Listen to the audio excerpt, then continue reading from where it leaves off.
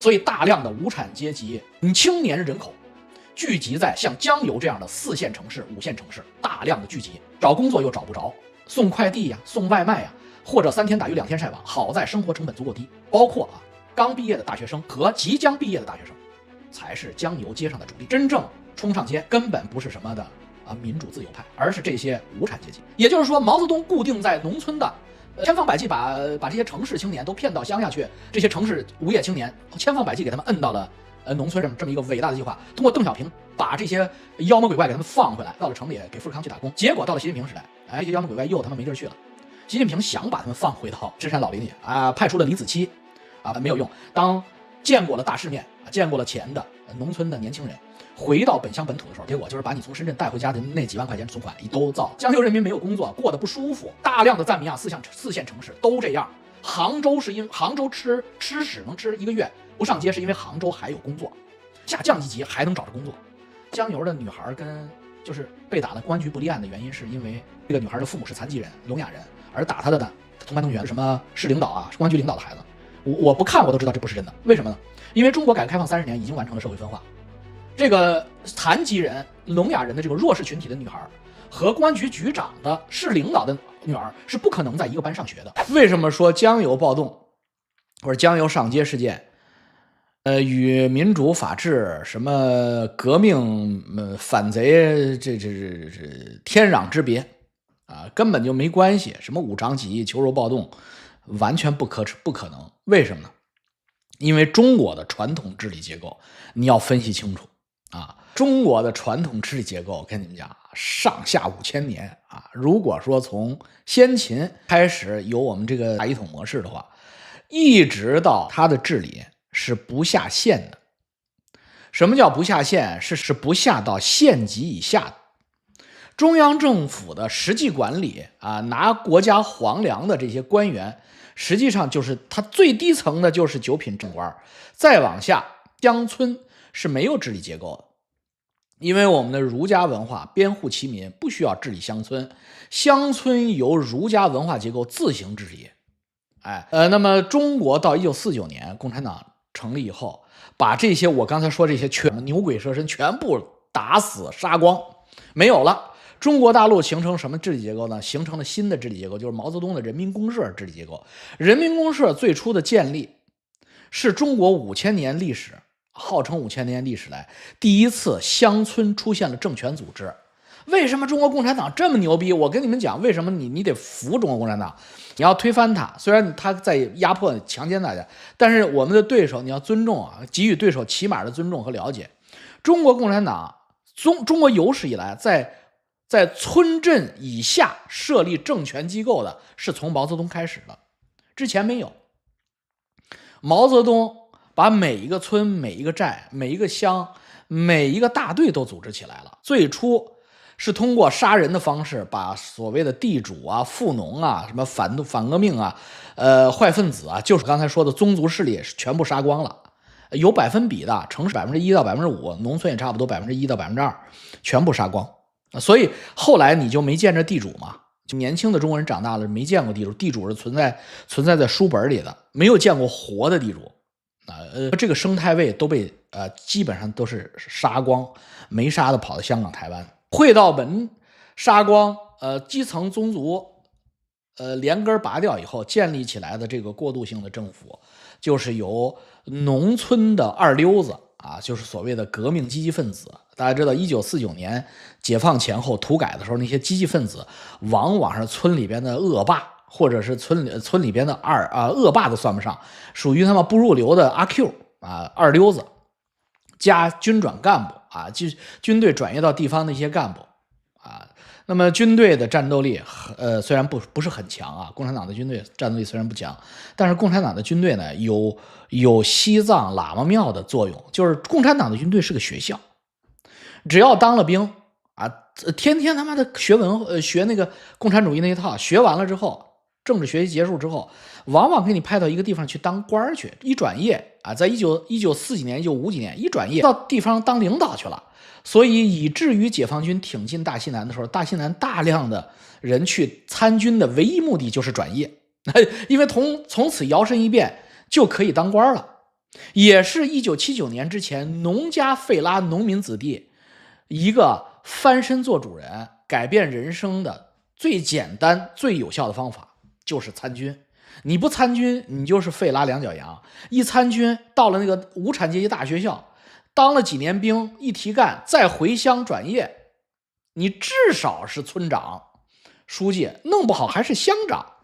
所以这个就是我们中国共产党啊，你们中国共产党在1949年到1979年以行之有效建立起来的基层组织，非常有效。中国5000年历史第一有效。为什么？1960年饿死人都闹不起来，为什么？基干民兵不饿，在门口守着，你他妈跑，有史以来第一次无法出门逃难，这老毛的厉害啊，真的是几千万人饿死啊，这个数字不带夸张的，上千万人饿死是肯定有的啊。四川、河南这都是重要的饿死人的地方，饿死人出不了村逃难，你见不着逃难群众。嘿嘿，你看这个共产党厉害不厉害？然后到了1979年，不用说了，整个系统崩坏啊！毛主席弄完了文化大革命，基本上国家也快破产了，怎么办？邓主席也不知道该怎么办呀。这个时候，无产阶级费拉们觉醒，找不着工作，也当不了干部，大量的小青年、社会失业人口聚集在城市，形成重要的不稳定因素。这个时候呢，改革开放春满地，这些小年轻，你像我小时候经历的这些小年轻，很快就在街头消失了，街头都是斧头帮、菜刀队，消失了。消失干嘛去了？打螺丝去了，做倒爷去了，去深圳进货去。这些人在改革开放过程中挣到了钱，享受到了中国经济发展的全球化的红利，使得1979年到今天之前，到习近平登基之前，中国的社会呈现出一种空前的不正常的稳定状态。因为之前的稳定是由高压网格、共产主义网格给它压住的，但是呢，共产主义解体之后，实现裙带资本主义、权贵资本主义之后，它居然没有乱。为什么？我告诉你，中国老百姓从来没有迁徙的自由，从来没有啊！1949年之后啊，从来没有啊！你想去深圳打工，你以为能去了吗？你想去上海打工，你如果是个四川江油农民，你想去东莞当农民工，你做梦！你没有介绍信，你连车票，你连线都走不出去，火车站不让你进。到了改革开放春满地，你居然可以自己拿个户口本跑到他妈的派出所办下来身份证，拿了身份证你可以全国各地到处跑，到处住店，这是给了无产阶级费拉从未有过的自由，使他们城市就变成了从被共产党定在农村土地上的妥妥的人肉电池，变成了什么？变成了资本主义全球化的活动的充满电的锂电池，跑到了厂子里边做厂妹。好了，厂妹一个月赚4000块钱，虽然不多，虽然996，虽然不能去上厕所，虽然要被工长性骚扰，但是呢，至少比在家里务农的时候一个月挣不了40块钱的时候要舒服多了啊！100倍的收入提升，这是过去的这一段时间。说老王，咱们今天是不是跑题了？你是不是要讲江油？一点没跑题啊！你听我讲，为什么我跟你们讲江油这个事儿跟无产阶级、跟他妈的什么民主觉醒一点屌关系都没有啊！马上就讲到了，就是习近平上来了，切断了全球化。当然这边有习近平，那边有川普，两个人一起剪彩，把全球化的脐带切断了。改革开放再也不能充满地，中国对外出口的这些什么吸纳大量农村劳动人口和新毕业大学生的各种行业，也就是说，毛泽东固定在农村的，千方百计把这些城市青年都骗到乡下去，骗到陕北去挖粪坑，去修厕所、修什么沼气池的这些城市无业青年，千方百计给他们摁到了农村，让他们兴不起风浪，烂在家边沟的这么一个伟大的计划，通过邓小平把这些妖魔鬼怪给他们放回来到了城里给富士康去打工。结果到了习近平时代，这些妖魔鬼怪又他妈没地儿去了。习近平想把他们放回到深山老林里啊，派出了李子柒派出了什么养猪的、养竹鼠的，但是没有用。当见过了大世面见过了钱的农村的年轻人回到本乡本土的时候，他们很快发现李子柒全中国只有一个。你养猪的结果就是把你从深圳带回家的那几万块钱存款都造了。所以大量的无产阶级青年人口聚集在像江油这样的4线城市、5线城市，大量的聚集。这些人在4、5线城市虽然是老家，但是回到乡村是无法找到自己的位置。盘踞在江油这样的4、5线城市，离老家不远的城中村里边，找工作又找不着，送快递呀、送外卖呀，或者3天打鱼2天晒网，好在生活成本足够低。这些人才是包括刚毕业的大学生和即将毕业的大学生。因为即将毕业的学弟学妹们看着师哥师姐们的那个日子，也知道自己不行了，所以这些人才是江油街上的主力。真正冲上街根本不是什么的民主自由派，而是这些无产阶级男人，青年的男人高呼毛主席万岁，而女人，上岁数的女人下跪撒泼打滚，这呈现出无产阶级革命的街头革命的典型特征。这是一种典型的4线城市的赞米亚暴动。赞米亚暴动和民主简直是地球的2个极，其距离之远就这么讲吧。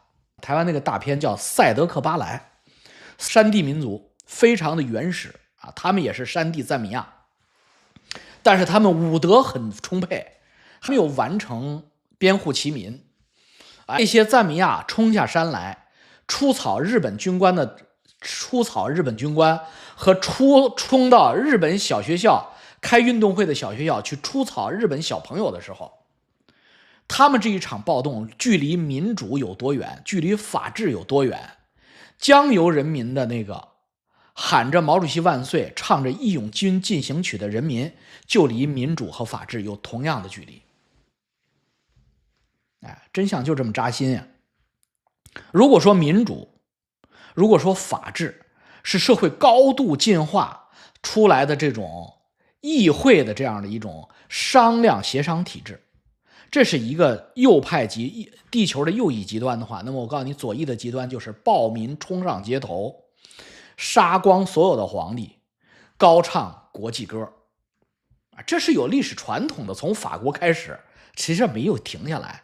所以你看暴动人民的成色，你就知道这一场革命实际上更接近于共产主义革命。它之所以没有变成纯的共产主义革命，有2个原因。第一，他们不会唱国际歌，因为他们的教育比较的落后他们收到的教育比较落后，他们小的时候学习也不好否则的话他们怎么去江油上大学？所以呢，他们不会唱国际歌，他们只会唱国歌国歌必须学会了。那众志成城的时候，他们就唱了国歌不会唱国际歌那如果他们会唱国际歌，他们会首先选国际歌，因为国际歌比国歌一种更能体会他们此时此刻的心情。起来饥寒交迫的奴隶，起来全世界受苦的人，满腔的热血已经沸腾，要为那真理而斗争。这就是国际歌，从来没有什么救世主，也没有神仙皇帝，要得到我们的幸福全靠我们自己。你想想，这是不是江油人民的心声那这个东西跟民主法治自由它不是另一个极端吗？所以你们不要激动了你们这帮想搞资产阶级自由民主的海外反贼们激动搞错方向了。它是毛主席时代带过来的这种红色记忆老年的江油人老人们在喊毛主席万岁，我看了他们在喊毛主席万岁，他们说毛主席的时代没有，他们的脑子昏聩，脑子糊涂为什么呢？因为毛主席时代的时候大家一样的穷，而不是大家一样的富，这是此其一。其二，毛主席时代校园霸凌更加的严重那个不是校园霸凌啊，毛主席时代13、14岁中学生之间的斗争，不是几个小姑娘啊烫着发、染着美甲，用自己的秀拳、秀腿、秀手、秀掌打对方几个逼斗。毛主席时代，四川江油一带啊，那个地方离重庆不远，离绵阳也很近。那个地方的中学生们是可以组织起来，手持冲锋枪、梭镖、头戴草编钢盔的红卫兵战斗队的。也就是说，他们之间的霸凌是以战争的形式存在的，都是小孩啊！不要以为他妈的红卫兵岁数有多大呀，红卫兵的岁数跟霸凌彼此的那14、15岁的小女孩差不多大的同龄人呢。毛主席的时代是这样霸凌的，是冲锋枪嘟嘟过去，冲锋枪嘟嘟回来，拿着红宝书喊毛主席万岁，你是保皇派，你才是保皇派，然后造反派，你是保皇派，这就砸烂你的狗头，打开兵工厂，打开解放军军械库，就干这个啊！这是毛主席时代的霸凌。老太太们、老头们忘了，老太太们、老头了为什么觉得那个时候特别好啊？你像我爸他就觉得毛主席时候好，为什么因为他分不清楚是自己的身体好，还是那个时候社会制度好。那个时候他们17、18岁、25、26岁，他们身体非常强壮，没有浑身的病痛啊，充满了朝气，所以他们以为那个原因啊，我浑身不疼，吃什么都香，睡他妈什么东西都比现在睡席梦思还爽。他们把那个身体生理的这种健康联想到了社会制度，所以他们喊毛主席万岁，唱起红歌来不遗余力。那他们唱的不是毛主席时代的社会制度，而是唱的他们本身身体的青年记忆。所以真正的中国的民主任重道远。你想想一个偶然的事件，很多人说啊，老王你是不是太悲观了？你不要忘记天下未乱属先乱，天下已治属未治啊！自古以来，尤其是大清王，不都是四川保路运动吗？多新鲜！你能跟大清比？你配吗？大清有网格吗？大清有大数据吗？大清那个时候，李鸿章死了，老佛爷死了，慈禧也死了，朝中没人了，能人都死了。你今天死了吗？今天我看他们还都挺厉害的呀。大清摇摇欲坠，外有孙中山忽悠。搞他妈的武装暴动，打县政府，你现在有吗？有孙中山这样的人，每个城市的去融资，然后组织敢死队去炸县政府，有吗？内有袁世凯练新军，配合孙中山武装革命，现在的袁世凯在哪儿呢？所以你不要提，而且那个时候保路运动，那时候洋人在国内是可以修铁路的，你还有个说理的地方。现在洋人在国内出现，都只能是唱红歌。所以你还好意思跟大清比？所以你比不了。说怀仁堂政变是因为国家到了崩溃的边缘，党内一条心，不改的话，共产党全完了。所以民心所向。你今天我怎么看不见怀仁堂时代的民心所向啊？没有啊。所以你再看江油的具体的事儿啊，就是几个小女孩打了一个小女孩，两个主犯，一个叫刘某甲，一个叫彭某某，这俩刚刚超过14岁。治安拘留，警方通报说准备送往专门学校进行行为矫治。还有一个主犯刘某乙，应该是刘某乙嘛，13岁，未到14岁。还有几个他动手了，但是他未到14岁。还有几个只围观起哄啊，撑场面没动手的这些人呢，包括刘某乙呢，叫批评教育。平心而论啊，我觉得这个事儿处理得很好啊。我虽然不是共产党，但是我觉得共产党这件事儿啊，就贾刘某乙和这个彭某某，然后年龄14岁以上去矫正学校，14岁以下批评教育，不错呀。加拿大可能都未必这么好，加拿大和美国的校园霸凌很厉害的，里边黑人小孩呢，校园霸凌那他妈惊心动魄，仅次于红卫兵武斗，所以还不错呀。我们小时候的霸凌比这个，我看了那个 video 了。是挺惨，噼里啪啦在地下摁着在那打，但是第一没用家伙，没用鞋底子，那非常温柔，说别跟我装外国人，我是真外国人，你别跟我装外国人啊。但凡中国上点岁数的30岁以上的，你甭跟我装外国人。我30岁以上的观众，你们扪心自问，你们小时候上初中的时候是怎么校园霸凌的？你们哪一个装逼贩子没见过校园霸凌？我操！我估计北京四中的那没见过，咱们肯定都见过吧？我操！咱们没北京四中八一中学上没见过吗？我们学校呢，那个还是重点，那学校打群架，那是真的有乌鸦的。所以我看陈浩南的什么。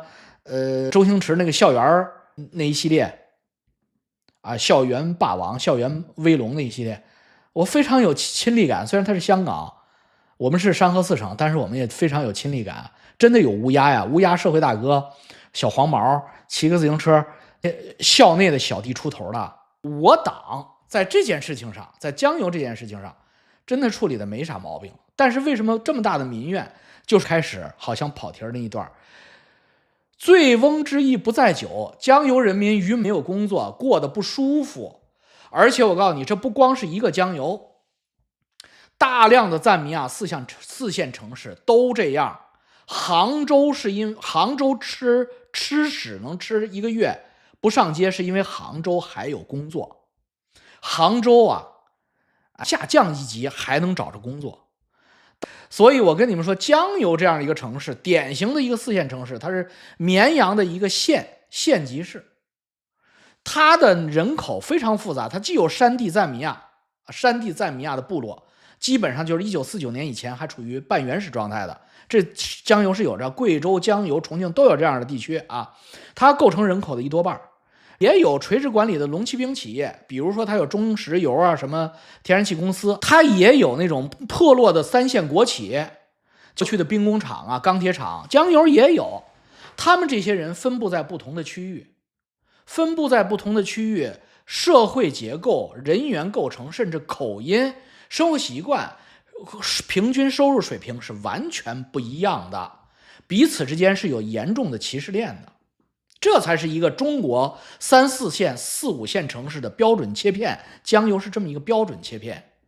四川、重庆、湖南、湖北、广西、云贵这样的标准切片，河南、河北不要太多，安徽。所以江油这个事儿如果不弹压下去，你能想象它会造成什么样的后果？所以境外的人在鼓励啊，站在最安全的地方鼓励江油人上街跟他们拼了，你可别上当，共产党一定会下死手镇压的。咱们倒过来回说江油，还有人说什么江油的女孩就是被打了公安局不立案的原因是因为这个女孩的父母是残疾人、聋哑人，而打她的呢，她同班同学是什么市领导啊，是公安局领导的孩子。我不看我都知道这不是真的，为什么呢？因为中国改革开放30年已经完成了社会分化，这个残疾人、聋哑人的这个弱势群体的女孩和公安局局长的市领导的女儿是不可能在一个班上学的，她甚至都不可能是一个学校。江油这个地方，它是绵阳的县级市，但凡有点本事的人，因为中国人都重视教育，一定会把孩子送到绵阳去上高中，上重点中学。如果再有点本事，会送到成都上更好的中学。如果再有点本事，就是温哥华和洛杉矶。你们说是不是？怎么可能？这个阶层的人和这个阶层的人的女孩在一个学校上学呢？你以为你在看电影吗？怎么可能呢？你们给我讲故事，我也不信呀。所以这个已经完成社会阶级分化的地方，怎么可能出现这种？它就是普通的阶级接近的两波孩子在闹起来的。你不要扯那么多，你这不是我替共产党维稳，这是因为它不符合逻辑。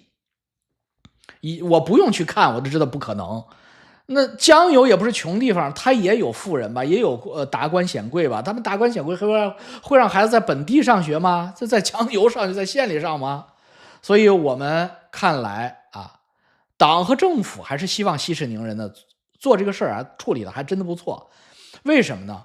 我查了一下法律，说14岁是不是就不能在中国就可以无法无天？还真不是啊，因为我看警方通报里边有那个什么矫正学校，这怎么回事啊？中国2021年6月颁布了中华人民共和国预防未成年人犯罪法。我讲就是13、14岁，中国现在吃着激素看着毛片长大的小孩啊，13、14岁不得了的，他跟过去那个体能17、18岁差不多。所以呢，我说这个立法要跟上，人家早已经跟上了。2021年6月规定对不良少年进行行为矫正，中国成立了行为矫正学校，跟过去我们那个时代的攻读学校是一样的。这个时代就是吓唬小流氓最好的一句话，你要再闹就送你去攻读学校，马上老实了。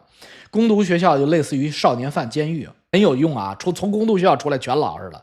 在5年以前2020年的时候，全国人大就把入刑的年龄，刑事犯的年龄降低了。为什么呢？你们中国目前未成年人犯罪的真正的法律目前的状态你要评论这件事情，你首先要了解，我是搞财经搞金融的，你要评论一个事情，你首先要了解目前它是怎么回事，它处于一个什么样的法律状态。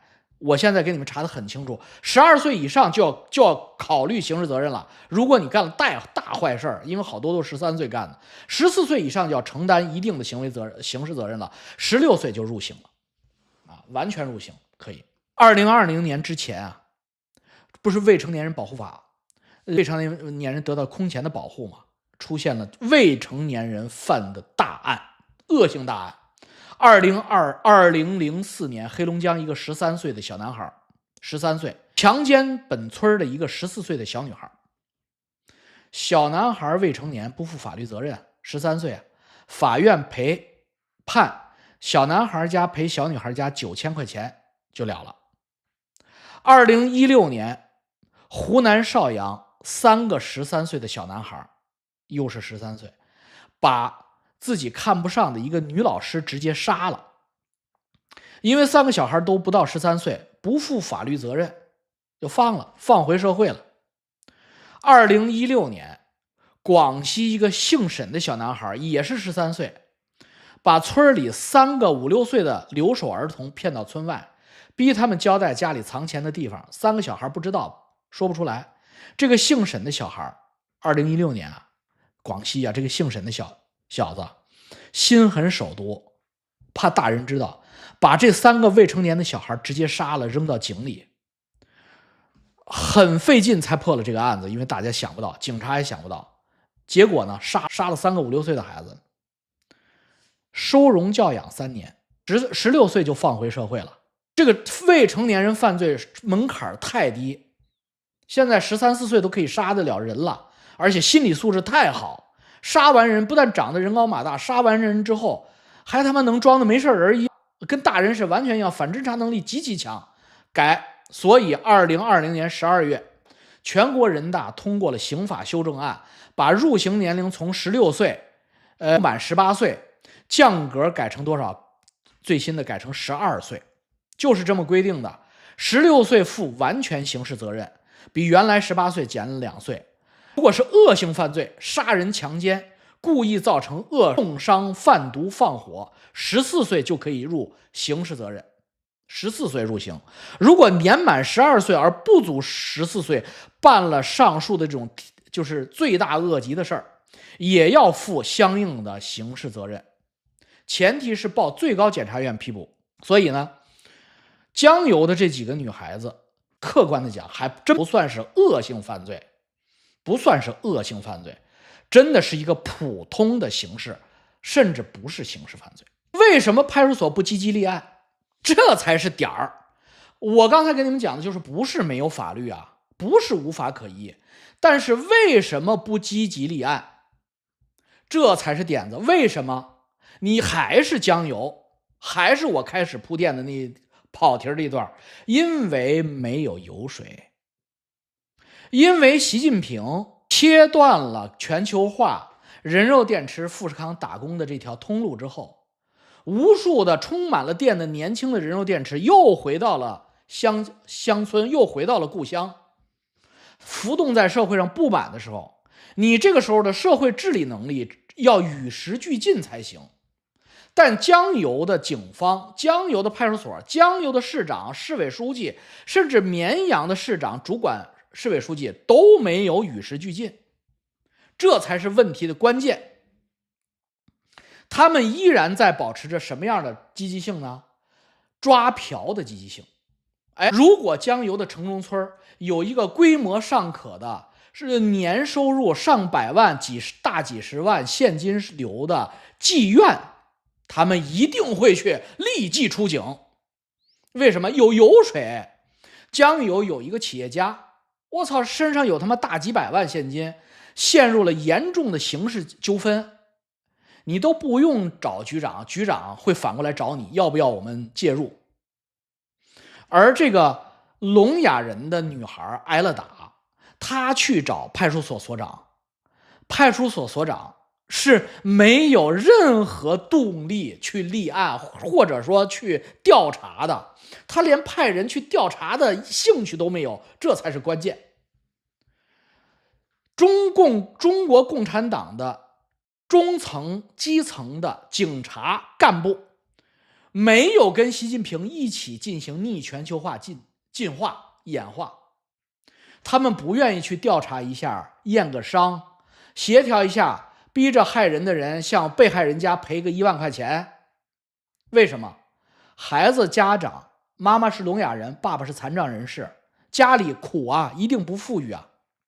你赔了1万块钱，打人的赔了1万块钱，写悔过书，全校公开，派出所把你们一个一个的给你们他妈的拘禁到派出所，拘留你们的他妈的上限时间，吓唬你们，老警察吓唬你们，再干给你们全都送到矫正学校去。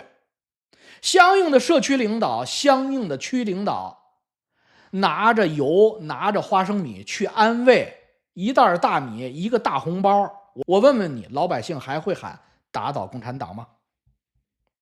这件事的后果之所以这么严重，就是那个拿个大傻逼啊，大傻逼据说是江油公安局的一个副局长，这个大傻逼拿着一个小喇叭喊车骑哦，你服不服？你不服车骑！我操，牛逼！我操，这边跟乌鸦似的！我操，你服不服？你服不服？你不能抓走，把他妈的给这个跪着磕头申冤的这个妈妈替他说话的周边群众一个一个车骑，这个王八蛋才是他妈罪魁祸首。这个王八蛋应该千刀万剐，必须把他开除公职。这个江油市的市长、市委书记，这么大的事儿，面对这么大的事儿无能为力，也得免职。那个傻逼相关的政法委书记要就地免职。接警的警察、派出所从所长开始到他分管局长必须免职，全部扒掉皮才能立威。